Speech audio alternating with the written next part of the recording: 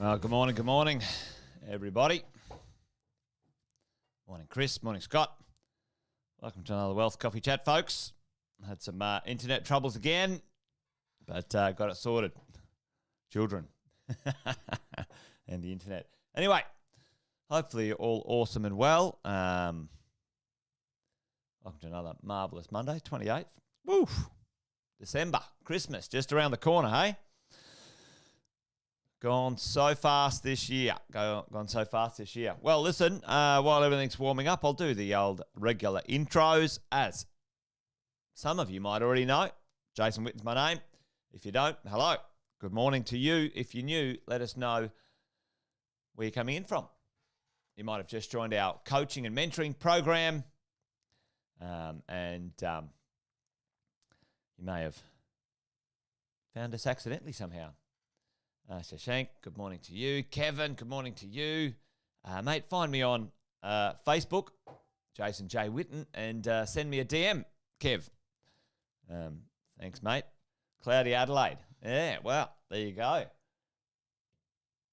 A bit sunny in the GC today.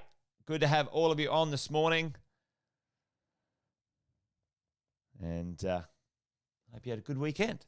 What am I going to talk about today? Well, today I wanted to talk about the economics of our states. Now, for me, for you, maybe you might be in Adelaide, you might be in, the Northern Territory, whatever it might be. But for me, for you, tell me, what are the big four states in Australia when it comes to property investing? Tell me in the chat, what are the big four, the four that have the sort of the economic power that we should have at a minimum, if we can, some exposure, some financial investing exposure in. Because as property investors, you and I have talked about this before, the idea of diversification is an interesting one.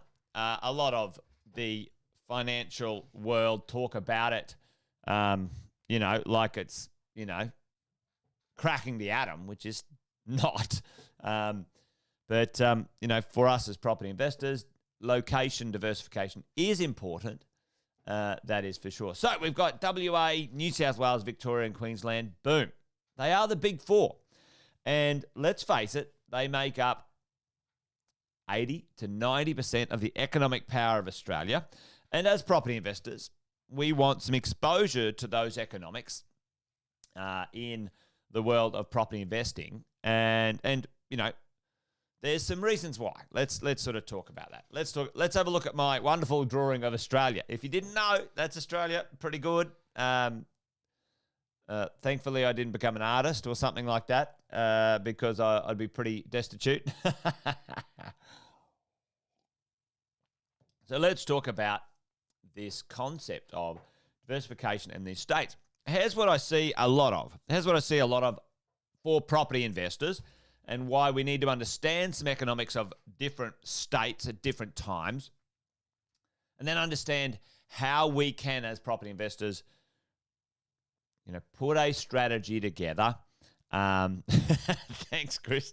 Put a strategy together so we can make our investing more more powerful in the right way. So let's talk about this. Here's what I see a lot of. We have someone who might join our coaching and mentoring program. Let's say they live in southeast Queensland somewhere.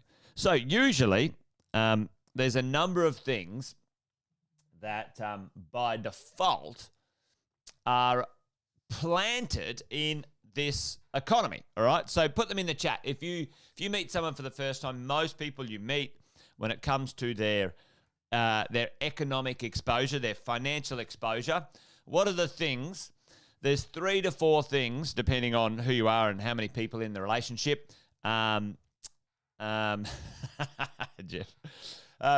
3 to 4 things that most people by default economically are very what do you call focused exposure. Yep, they buy where they live. And, Alison, you're dead right. So what are the things? They own their own home, their principal place of residence is in that one state, okay? They have their jobs in that economy. So let's just call it Brisbane. Let's call it the Gold Coast. They've got a principal place of residence in the Gold Coast, GC. They've got a job in the Gold Coast, GC. If they got a partner or whatever, let's say there's a second job in the Gold Coast, GC, and or often they'll have their business in the GC. And when you add up the financial exposure of that, and then often if they come to us with a little bit of experience or something, they might have an investment property in the GC. All right, so they're fully exposed. So one concentration, their wealth, other than their super, which might be managed by someone else, right? They are 90% single exposure to one economy. 90%. Now, for me, especially when I meet a lot of people, with this day and age, but in this age, we get to meet people from anywhere, all over Australia and the world, to be honest, when it comes to coaching because of the digital experience. Like this, we're having a chat over a Facebook Live, and it becomes even worse when you're in a smaller town. Let's say someone from Mackay or Gladstone or Geelong or whatever. What happens, right? So you get where I'm coming from here. 90% exposure of their wealth in this one spot. Now, when we're all talking, just so you know, that's something we should rectify. Yeah, we should fix. Okay, folks. So let's talk about what that looks like. And we've talked about this before, about the idea of diversification. Which state, let's say you're here already, you got your PPR and your jobs here. That's fine. That happens. Well, there you go, Jeff. Chris, you've got some interesting things going on. All right. So, that's what I like about thinking about it in this way. Your exposure, either positively or negative, can be managed if you think about it in these ways. Let's say you got your jobs PPR. Oh, now I'm not against, to be honest, with this sort of thing. I would happily say, right, no problems. One investment property in, let's say, QLD. All right, we've got the QLD thing going on here. All right, so New South Wales, Vic, WA. Okay. Depending on where you live, ACT down there, depending on where you live, will depend on sort of some, different exposure and different price points and whatever it might be. So for this person, let's say this person or this, couple, right, going forward, you need to diversify. You need to get some exposure in another state, another economy, as we go. What's an example of this? Tell me, what state in Australia, and this might be a bit sort of localized because I've got some experience in this a lot, but which state in Australia had an amazing time for 7-8 years and then was in the doldrums for 7-8 years when it come to property prices and economic exposure because of the change in the mining world? Which state? I probably gave it away. Tell me, which state had this kind of like, yes, we're awesome and we're shit type of, WA, Jeff, you're on it. Western Australia. So, I've had a huge amount of clients with massive incomes and, solid ability to purchase. And, they had 3 and 4 investment properties plus their PPR, plus their jobs, all in the WA economy, which went up and down like that, and this down for those investors was very disappointing, all right, where, many other states at that time went up or held their own when it came to the exposure in the marketplace. So for us as property investors, we need to think about it strategically, smartly, and I like the idea of, at least if you can, this process if you can. So, and ACT is kind of like New South Wales. Now, depending on where you are in New South Wales, obviously, Sydney, the horses bolted when it comes to sub $1 million investment properties that are worth buying. But anyway, we'll talk about that. Sam's going to talk about that tonight, folks. Make sure you come along to mentoring tonight. If you haven't already registered, make sure you do. Now, let's have a look at what this means when it comes to the economies right now. Let's look at what's going on. And, if you can see this, we might break it down where it goes. Economic growth, retail spending, equipment investment, employment growth, construction work, population growth, housing, finance, and dwelling starts. Well, let's have a look at the big kahunas, right? The top three here, or the big states. Let's have a look at what's going on with them. Interesting times. And let's have a look at WA. Now, doesn't mean the other places aren't fine if you live there or whatever it might be. But for me, I say stick with the big four. You won't go wrong, all right? And we'll put ACT in there because it's kind of like a litmus test here when it comes to some of this interesting stuff. So let's have a look. Economic growth. New South Wales, not too bad. Vic, okay. Queensland, absolute winner, chicken dinner. All right? Absolutely crushing it when it comes to this stuff, right? Boom. Let's have a look at retail spending. Not too bad. Victoria, absolutely knocking it out of the park, folks. And Queensland, it's okay.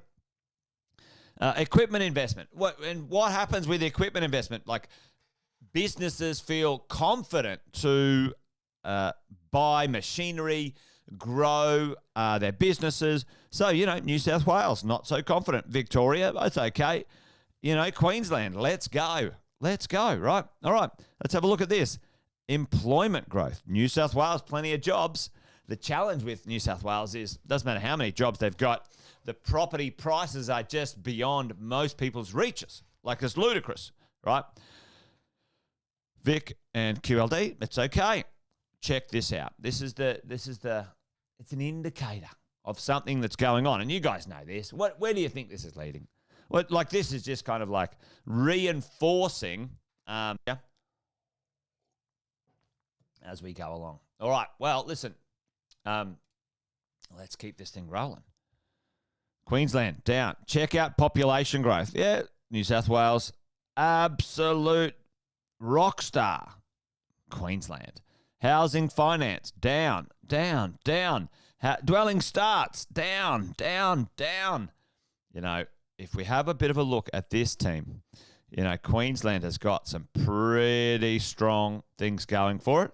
And I'm a big fan of Victoria, and I'll tell you why. Why am I a big fan of Victoria? Well, Sydney, by and large, those prices are bolted on us, right? And so is Canberra. Check out Canberra. It's going well.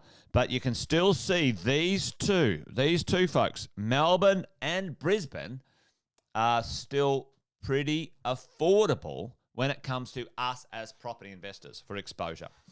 Sam's going to talk about that tonight, team. Sam will be talking about this disappearing, the affordability factor of property investing. By and large, Sydney proper, you can't invest there anymore. What are you going to buy? A $2 million house as an investment with a 2% yield? Most people can't do that, right? It's gone, mate. It's gone. The horse is bolted. So make sure Melbourne's next on the radar for that, ladies and gents. If you don't have a piece of Melbourne, then you need to. If you don't have a piece of Brisbane proper, you need to as well, right? Anyway, tonight, Sam's going to fill everyone in on that information and what's coming. So make sure you come along. Wealth Coffee Chat done and dusted for me, folks.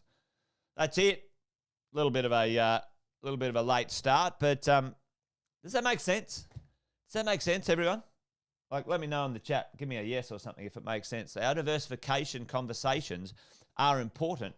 They also need to be driven by our buying power, our ability to purchase, and where we're exposed at what time. You don't want your personal wealth having full exposure in one small place from a location and economic point of view. Anyway, there you go. All right, team, that's it. Wealth Coffee Chat done and dusted. Join me again tomorrow for another one around about the same time, 8:10. You guys be awesome, be well. Remember, this thing's a marathon, not a sprint, folks. It takes time. You need to buy something well and don't bloody sell. All right? Keep that thing for as long as you can. All right, folks, that's it. I'm done. Adios.